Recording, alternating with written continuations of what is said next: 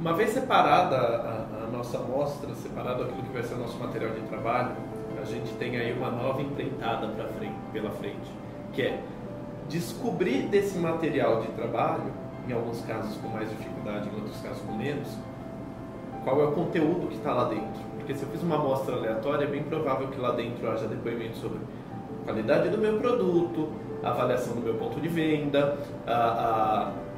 trabalhe-se pontos de atendimento e tudo mais. Eu preciso classificar isso tudo. A gente na eLife, a gente utiliza algumas técnicas de classificação, tá? Todas elas são possíveis de realizar via nossos softwares como serviço, então em buzzmonitor.com.br você consegue realizar todas elas. Eu vou falar de algumas. A primeira delas, separada da nossa amostra, a primeira delas é a ideia da classificação mais preciosa que a gente tem aqui. Traz um resultado muito preciso, muito certeiro, que é a classificação depoimento a depoimento. Não tem segredo, eu separei aquela minha amostra, seja pela metodologia que eu utilizei, seja o censitário, seja o amostral, seja a ideia de métricas, leio o depoimento e vejo, poxa, esse depoimento ele atinge minha empresa no setor de atendimento, então é atendimento, olha, ele é bacana, ele é positivo, então é positivo, tal. Vou lendo um a um, classifico o meu material de trabalho. Para fazer isso é fácil, basta você ler o depoimento, clicar no checkbox que tem do ladinho esquerdo dele, lá em cima tem um desenho de etiquetinha, você clica na etiquetinha e ou seleciona a tag se você já tinha presetado, ou escreve o nome dela e aplica, tá? Aí vai fazendo isso um a um. A segunda possibilidade de classificação é uma classificação que ela acontece de maneira mais rápida, a gente perde um pouco de precisão, afinal não estou olhando um a um, mas que em certos casos ela é muito precisa.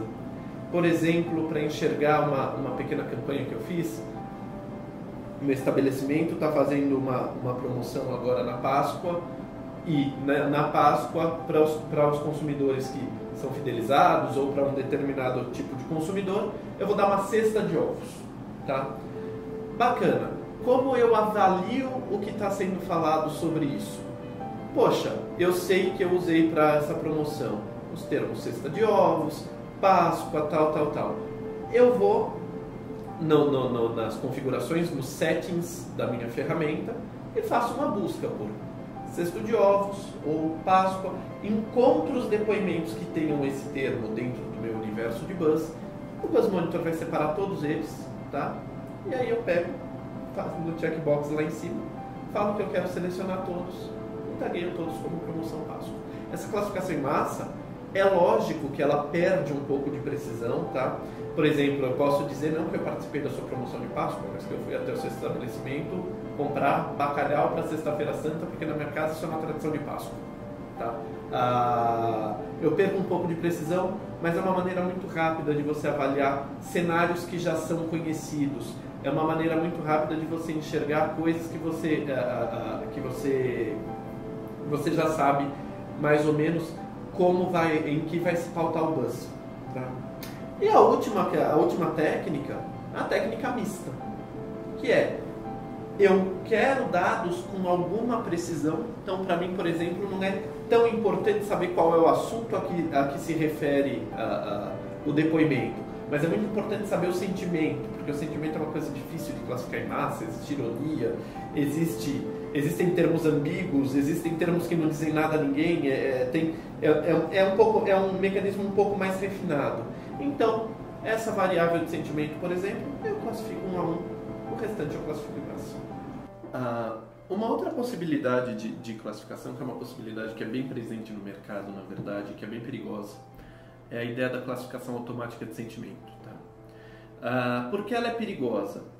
Porque não é que eu tenho uma máquina super inteligente, super flexível. A gente tem avanços aí em inteligência artificial, mas a gente não tem tantos avanços.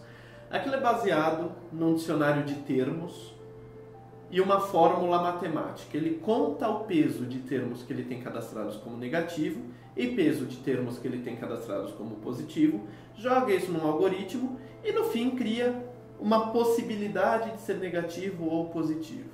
Primeiro grande perigo é que esse dicionário ele é genérico. Então ele aplica o mesmo dicionário de termos positivos e negativos para o mercado financeiro e para o mercado de alimentação de bebê. Tá? Isso acaba gerando discrepâncias, inclusive imprecisão para certos setores. Certos setores têm um dicionário, tem uma possibilidade de classificação mais precisa, certos setores têm uma possibilidade de classificação que beira o catastrófico. Outro ponto é que isso acaba ficando muito associado ao tamanho do post. Um texto de blog que é um texto maior, é um texto mais autoral, que aborda muitíssimos pontos, provavelmente vai falar sobre aspectos positivos e aspectos negativos dentro dele. E aí você joga isso tudo numa única fórmula matemática e joga uma etiqueta que é uma etiqueta quase que de fato jogada, não é uma etiqueta que faça muito sentido.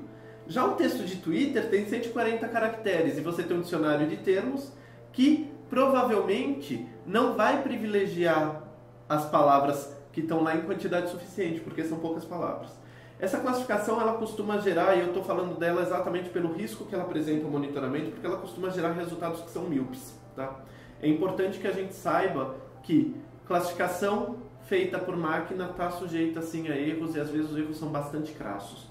Não é uma coisa que eu defenda como inteligência, talvez defenda como curiosidade.